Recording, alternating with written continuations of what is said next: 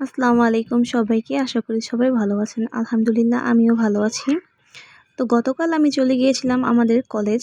তো কলেজ থেকে আসার সময় ভাবলাম আমি যেহেতু একটু মার্কেটে যাব শপিং করার জন্য, তো ছোট একটা ব্লগ বানানো যাক। সেজন্য আমি মুন্সিগঞ্জ থেকে মিশুকে উঠি। মিশুকে ওঠার পরে তারপরে আসছিলাম।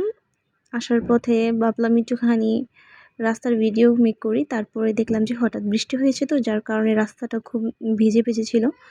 তো বৃষ্টি পার করার পরে আসলাম। আসার পরে দেখি এখন প্রচুর জ্যাম। সিপাহীপাড়াতে আসার সাথে সাথে দেখলাম প্রচুর জ্যাম।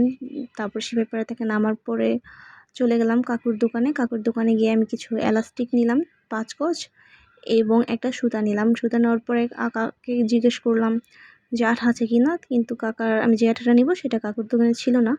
তো আমি অন্য আরেকটা দোকানে চলে গেলাম। সেই দোকানে যাওয়ার পরে অন্য 2-3টে দোকান দেখলাম, কোনোটাই পেলাম না। হঠাৎ একটা কাকুর দোকানে পেয়েছি।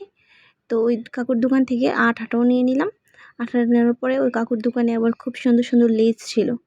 পরে আমি ওই লেসগুলি সব ভিডিও করলাম। আমি কাকাকে বললাম যে ভিডিও করা যাবে?